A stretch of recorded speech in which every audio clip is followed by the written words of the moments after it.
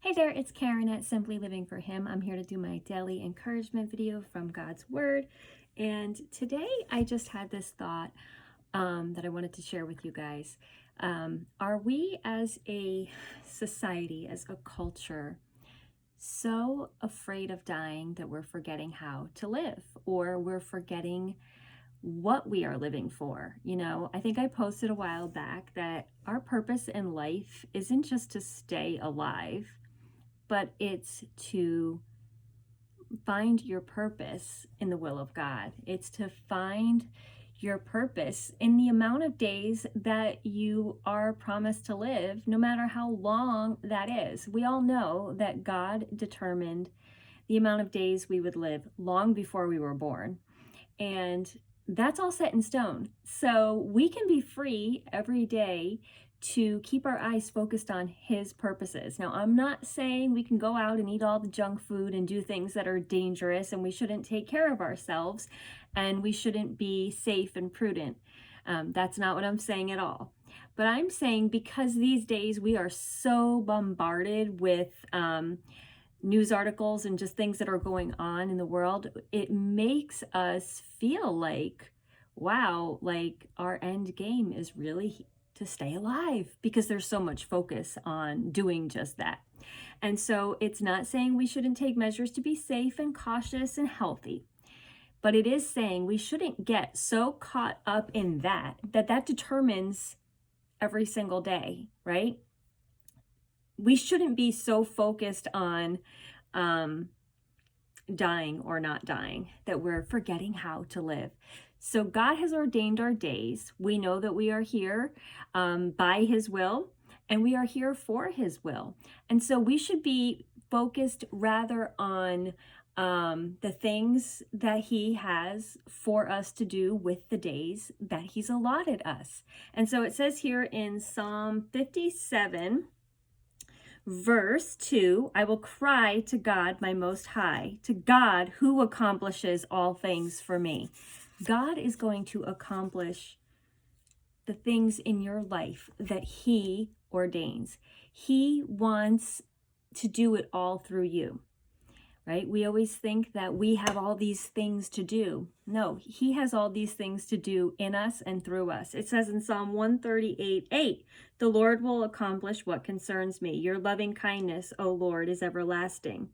Do not forsake the works of your hands. Actually, if you back up to the first Psalm that I read, that was written probably when David was hiding out in a cave from his enemies. And so if anyone knew about trying to stay alive, it was David, right? He was being pursued by enemies. He's hiding out in a cave. And he knew ultimately that God would accomplish what God was going to accomplish through his life and through the days that He ordained for his life. There's a psalm that says, teach me to number my days, right? And again, teach us, Lord, that You are in control.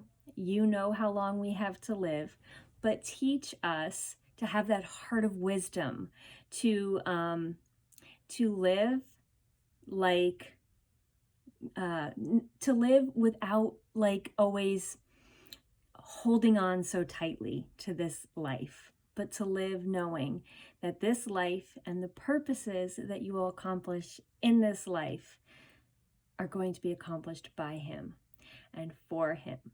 And don't hang on so hard to this life.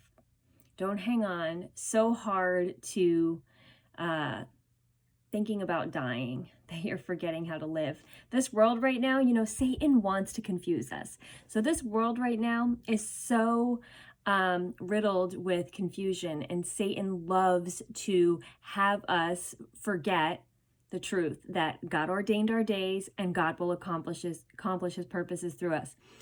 Satan wants us to focus on our life. He wants us to think, that we have to control our amount of days. He wants us to think that there's scary things out there that are always out to get us. Listen, there's scary things, whether you're living in a pandemic, whether you're living in 2021, or you were living in Bible times, or you're going to live in the year through 3000 if that year is to come to pass.